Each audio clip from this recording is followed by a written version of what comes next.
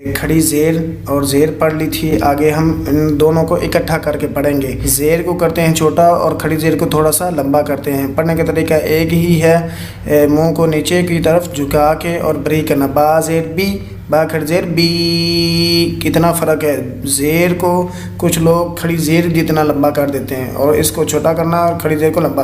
Be be, تا زیر تی، تا کھڑی زیر تی، تی تی۔ سا زیر سی، سا کھڑی زیر سی، سی سی۔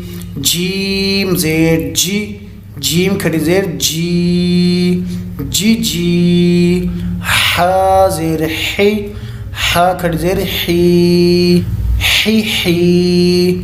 خا زیر خی، خا کھڑی زیر خی، خی خی۔ دال زیر دی، دال کھڑی زیر دی، دی دی۔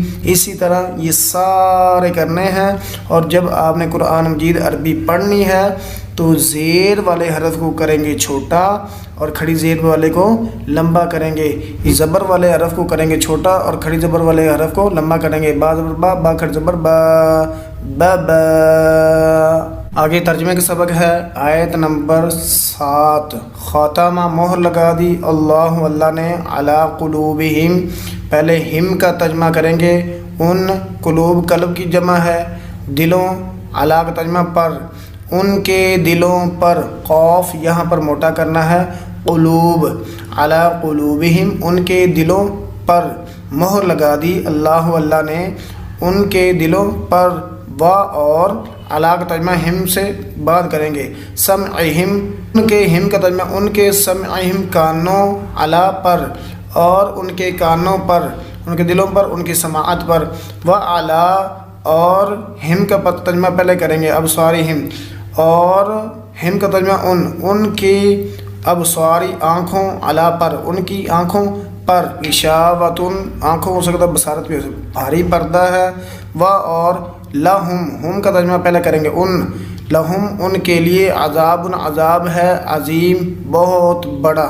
آگے عربی بول چال کا سبق ہے، ترجم الی اللغۃ العربیہ، ترجمہ کریں عربی زبان میں۔ یہ لڑکا ہے اور یہ لڑکی ہے، یہ جب لڑکا ہو تو آپ نے یہ کی عربی بنانی ھذا، اور جب لڑکی ہو آپ نے بنانی ہے ھذہ، ھذا ولد و ھذہ بنت، کا یہ مسعود ہے اور یہ حمیدہ ہے۔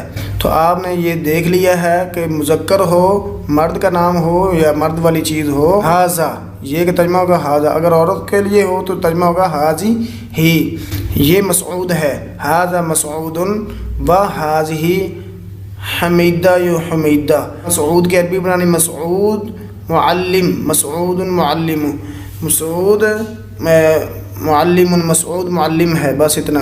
اور حمیدہ جو ہے معلمات، اس کی عربی بھی اسی طرح ہے، مسعود یا والد، مسعود والد، مسعود والد ہے، حمیدہ کیا ہے، حمیدۃ، حمیدۃ والدۃ، حمیدہ والدہ ہے، یہ مرد ہے، ھذا رجل، اور یہ عورت ہے، ھذہ امرأۃ۔ عقیدے کا سبق ہے، عقیدہ توحید کے فائدے کیا ہیں؟ جواب، اس کے مندرجہ ذیل فائدے ہیں، انسان کو دنیا میں ہدایت حاصل ہو جاتی، ایک تو فائدہ یہ ہے کہ انسان کو ہدایت مل جاتی ہے، دوسرا فائدہ کیا ہے کہ انسان کے گناہ جو ہیں وہ معاف ہو جاتے ہیں، جس نے ساری زندگی گناہ کیے ہوں، توبہ کر لی ہو، اللہ کو ایک مان لیا ہو، اس کے پچھلے سارے گناہ معاف۔ تیسرا فائدہ یہ ہے کہ آخرت میں جہنم کے عذاب سے بندہ بچ جاتا ہے۔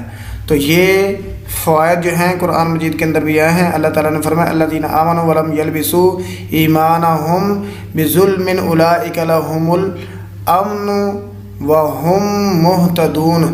اللہ پاک فرماتے ہیں سورہ انعام کے اندر، جو لوگ ایمان لائے اور انہوں نے اپنے ایمان کو شرک کے ساتھ آلودہ نہیں کیا، یعنی ایمان کے بعد انہوں نے شرک نہیں کیا اللہ کے ساتھ، انہی لوگوں کے لیے امن ہے اور یہی لوگ ہدایت یافتہ ہیں۔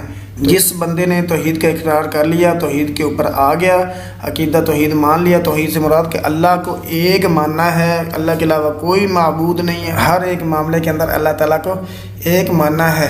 تو قرآن مجید کے اندر بھی آیا، جس نے جو کافر تھا اسلام قبول کر لیا، حدیث علیہ السلام یہدم ما قبلہ، اسلام جو ہے وہ پچھلے سارے گناہ جو ہے وہ منہدم کر دیتا ہے، ختم کر دیتا ہے، مٹا دیتا ہے۔ قرآن کے اندر آیا ہے کہ جو بندہ توبہ کر لے، مسلمان ہو جائے توبہ کر لے، ایمان لے آئے تو آگے اچھے عمل کرے تو اس کے پچھلے سارے گناہ جو اللہ تعالیٰ گناہوں کو نیکیوں میں تبدیل کر دیتے ہیں. ایک تو گناہ مٹ جاتے ہیں، اللہ گناہوں کو نیکیاں بنا دیتے ہیں.